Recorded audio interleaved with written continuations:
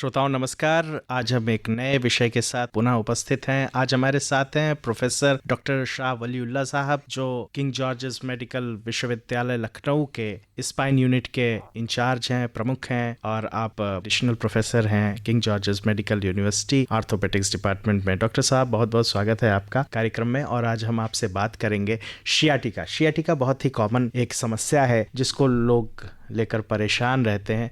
तो वाकई ये क्या है? ये कोई रोग है, कोई लक्षण है? इसके बारे में कुछ प्रकाश डालें। सबसे पहले धन्यवाद आशीष जी, आपने हमें बुलाया इस टॉपिक पे बात करने के लिए। शियाटिका एक बहुत बड़ा वीक सा टर्म है। हम लोग देखते हैं आए दिन सब लोग, हमारे पास पेशेंट बहुत सारे आते हैं कि साहब मुझे शियाटिका हो गया। तो एग्जैक्टली शियाटिका हमारी जो मेडिकल लैंग्वेज में उसे हम लोग लंबर डिस्क प्रोलैप्स बोलते हैं। इसका अर्थ ये है जो आपकी जो स्पाइन में जो नीचे वाला हिस्सा है लंबर स्पाइन का, उसमें जो आपकी दो हड्डियों के बीच में गद्दी होती है जिसे हम डिस्क बोलते हैं, उस डिस्क पर जब प्रेशर ज्यादा पड़ता है तो वो पीछे की तरफ सरक जाती है, और जो आपकी ऊपर से नसें नीचे की तरफ आ रही होती हैं कमर में, उन नसों पे जब दबाव पड़ता है डिस्क की वजह से, तो एक पैर पे जो नस दबती है उस पैर के अलोंग आपका रेडिकुलर पेन होता है, जो पेशेंट झंझनाहट, सुन्नपन के फॉर्म में बताता है। साथ में कमर के दर्द के भी बताते हैं। कमर का दर्द मिल भी सकता है, नहीं भी मिल सकता है, डिपेंड करता है किस फेज में आपके पास पेशेंट आया। लेकिन जो शियाटिका का लिटरली मीनिंग ये है कि आपकी जो नस दब जाती है डिस्क की प्रॉब्लम की वजह से, उसको हम शियाटिका बोलते हैं। और ये अमूमन यंग एज की पेशेंट की दिक्कत है।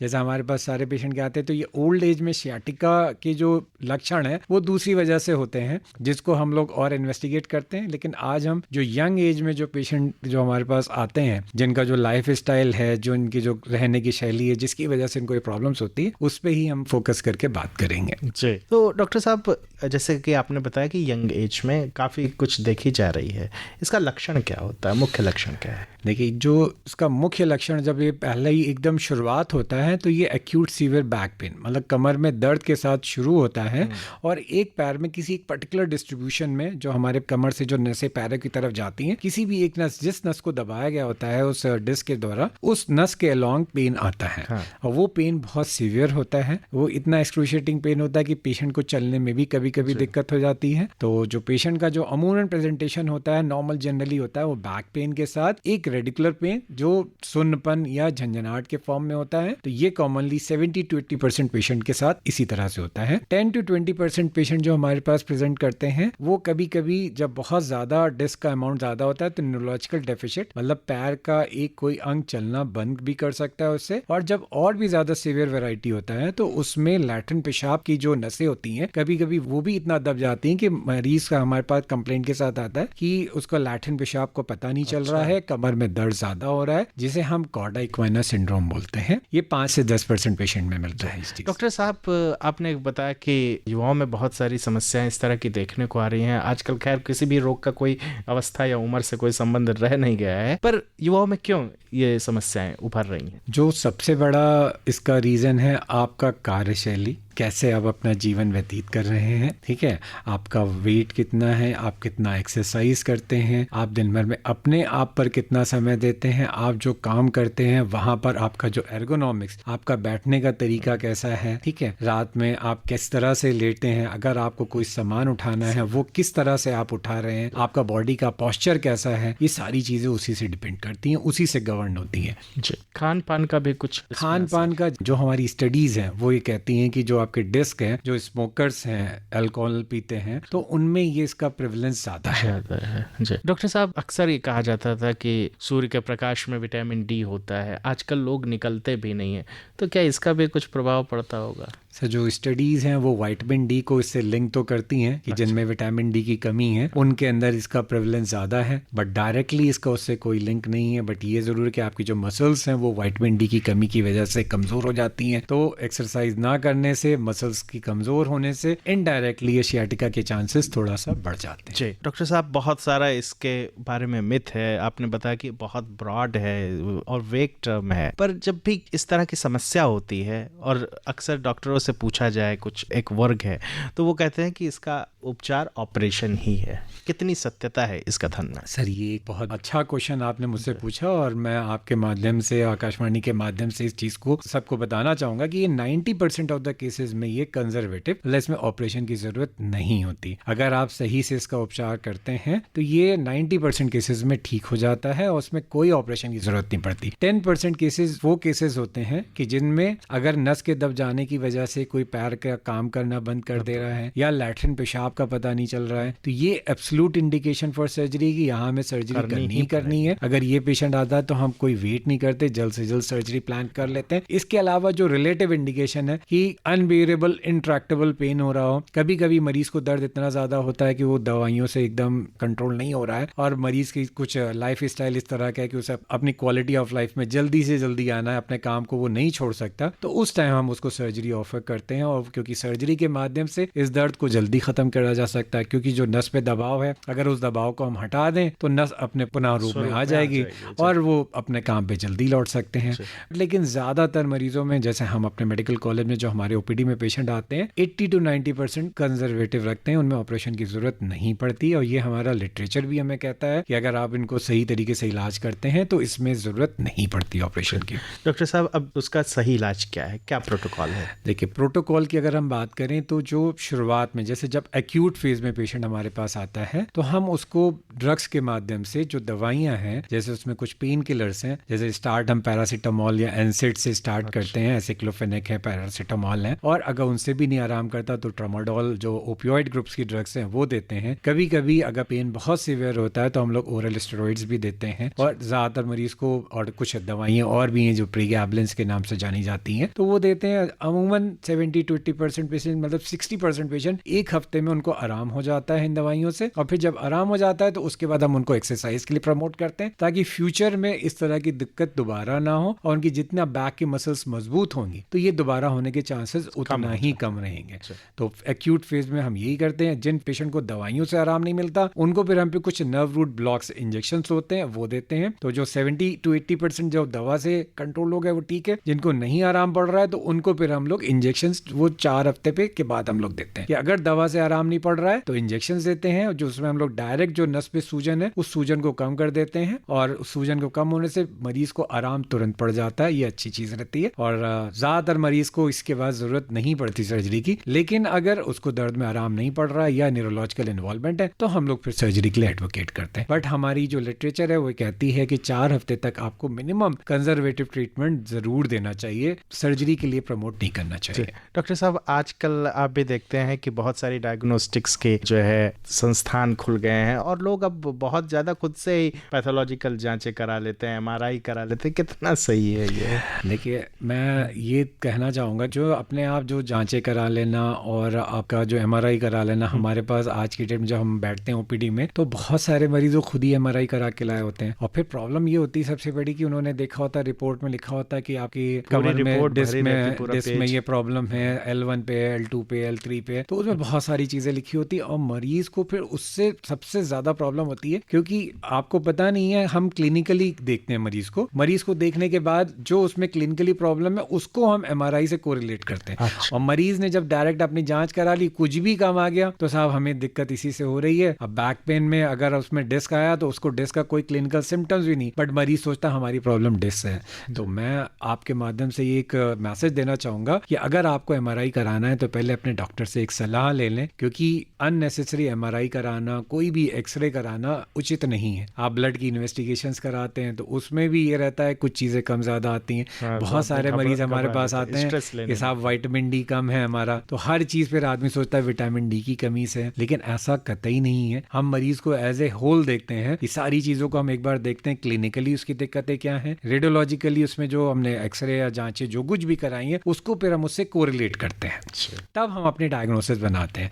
हम केवल MRI की बेसिस पे नहीं बनाते, और अगर आप MRI डायरेक्ट कराते हैं तो आप अपनी डायग्नोसिस खुद अपने आप MRI की बेसिस पे बनाते हैं, फिर गूगल पे सर्च करते हैं और फिर उतना ही ज्यादा कंफ्यूज होते हैं हम।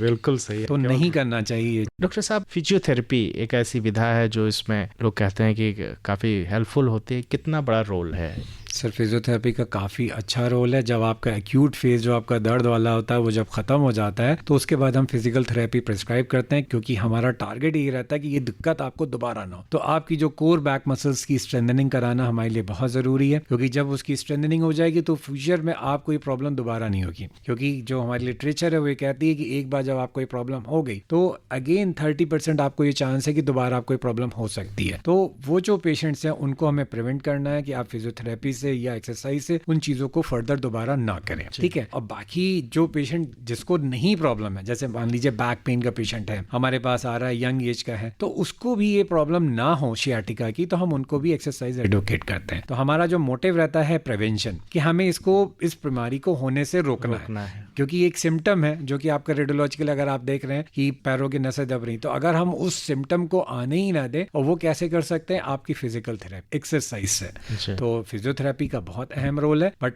प्रॉब्लम ये है कि सही फिजियोथेरेपी आप एक जो जानते ही हो फिजियोथेरेपी के बारे में, उस फिजियोथेरेपिस्ट के पास जाएं और उनसे सलाह लें, डेफिनेटली आपको काफी लाभ होगा उससे।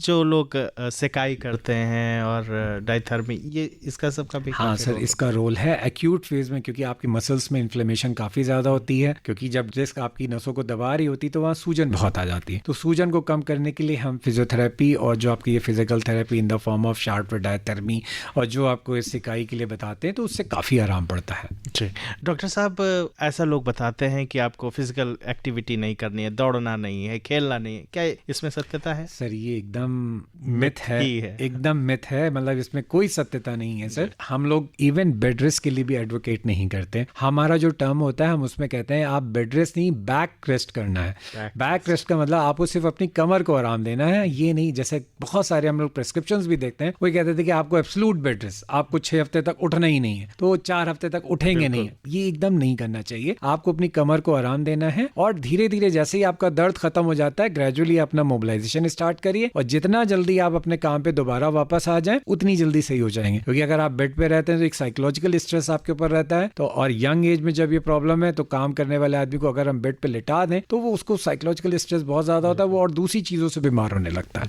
तो बेड रेस्ट तो एब्सोल्यूट नो है। बहुत ज्यादा अगर है, बहुत सीवियर पेन है तो 2 से 3 दिन, इससे ज्यादा हम किसी पेशेंट को एडवोकेट नहीं करते। अब वेट कितना बड़ा रिस्क फैक्टर है? सर वेट जो आपका है, जितना ज्यादा वेट होगा उतना ही आपकी जो स्पाइन है उस पे लोड ज्यादा पड़ेगा। अब जब लोड ज्यादा पड़ेगा तो जो डिस्क का हर्निएशन की प्रॉब्लम है वो ज्यादा हो जाएगी, तो उससे जो वेट कम से कम रखें वो ज्यादा बेहतर रहेगा। अच्छा डॉक्टर साहब, इसका मान लीजिए ट्रीटमेंट नहीं किया गया या लोग लापरवाह हैं, भारत में आप देख ही रहे हैं, तो इसको सीरियस नहीं ले रहे हैं, तो क्या इसकी पूरी जो एक स्केलेटन है उस पर प्रभाव पड़ेगा, या पूरी जो हमारी रीढ़ की हड्डी है उस पर भी आगे चल के प्रभाव पड़ सकता है? हाँ सर, प्रभाव तो पड़ेगा, क्योंकि जब एक बार किसी स्ट्रक्चर पे प्रॉब्लम आ गई तो आपकी जो पूरी स्पाइन है वो वल्नरेबल हो जाती है कि दोबारा उसमें भी ये डिस्क की प्रॉब्लम। जैसे हमारी स्पाइन में 33 जॉइंट्स हैं और ये अमूमन प्रॉब्लम एक जॉइंट से स्टार्ट होती है, जैसे L4, L5, L5, S1 पे सबसे ज्यादा प्रॉब्लम है। तो जब अगर एक जॉइंट पे हो गई तो फर्दर फ्यूचर में और जॉइंट्स के इन्वॉल्वमेंट की पॉसिबिलिटी ज्यादा हो जाती है। उसको प्रिवेंट कैसे कर सकते हैं? एक्सरसाइज करके सर।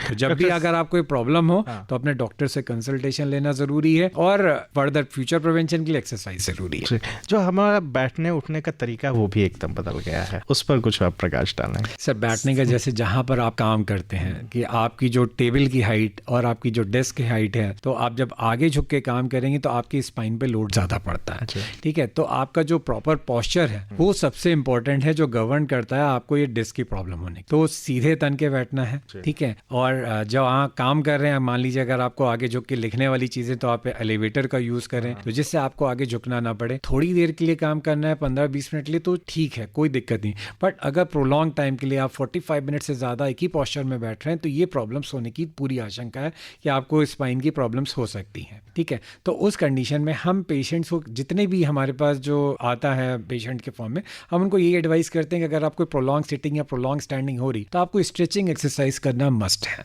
जितना आपकी मसल्स फ्लेक्सिबल होंगी उससे ये चीजें आप प्रिवेंट कर सकते हैं फ्यूचर के लिए। योग से भी कुछ योग और फिजियोथेरेपी एक्सरसाइज सारी चीजें एक ही हैं सर। जैसे हम जो इसमें common exercise, spinal extension exercises हैं जो एडवाइस करते हैं, वो योगा का ही पार्ट है सर। तो योगा जो लोग करते हैं वो अपनी स्पाइन को एकदम स्वस्थ रखते हैं, उनको करना चाहिए, सभी को करना चाहिए। डॉक्टर साहब, आप स्पाइनल जो यूनिट है उसके प्रमुख भी हैं, तो किसी को अगर समस्या होती है तो आपसे कैसे वो सलाह ले सकता है कब जा सकता है आपसे मुलाकात? सर हमारी ओपीडी से शुक्रवार के दिन होती है, तो किसी को भी स्पाइन से रिलेटेड कोई भी दिक्कत हो वो हमारे पास आ सकते हैं। शुक्रवार के दिन हमारे ये सुबह 9 बजे से 1 बजे तक पर्चा बनता है, पर्चा बनवा के आ जाएं, हम लोग वहाँ पर 4 बजे तक रहते हैं, अपना आए हम लोग से कंसल्ट करें, हम उनकी बेस्ट पॉसिबल हेल्प करेंगे। डॉक्टर साहब, जिम बहुतायत से खुल गए हैं, हर 10 कदम पर जिम है और तरह तरह की वहाँ पर लोग एक्सरसाइज करते हैं, वेट उठाते हैं।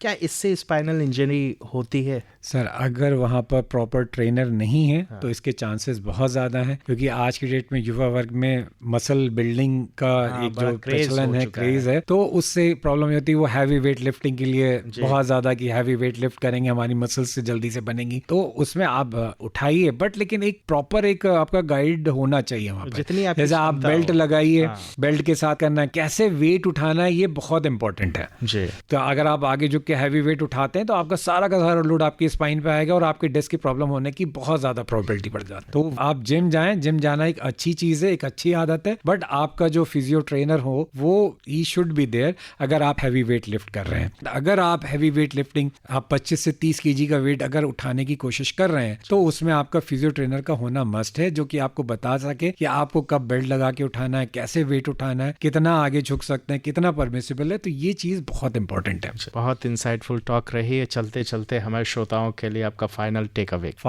अवे ये रहेगा कि prevention is better than cure. आपको ये प्रॉब्लम ना हो, हम ये चाहते हैं, तो इसके लिए क्या कर सकते हैं? आपका जो लाइफ स्टाइल है वो एक्टिव होना चाहिए। आपको हेल्दी लाइफ स्टाइल कैसे अपना सकते हैं? आप हेल्दी फूड लीजिए, ठीक है, हेल्दी डाइट जितना रखेंगे तो आपकी स्पाइन, आपका वेट नहीं बढ़ेगा तो आपकी स्पाइन हेल्दी रहेगी। जो सबसे इंपॉर्टेंट है, आप exercise at least 5 days a week जरूर करें। 30 to 45 मिनट्स एक्सरसाइज अगर आप डेली करते हैं तो ये आपकी स्पाइन को बेस्ट वे में एकदम नर्चरिंग करके रखेगी। जी डॉक्टर साहब, आप एक लंबे अरसे के बाद आकाशवाणी आए और इतनी लंबी चर्चा किया आपने, आपका बहुत बहुत धन्यवाद, शुक्रिया।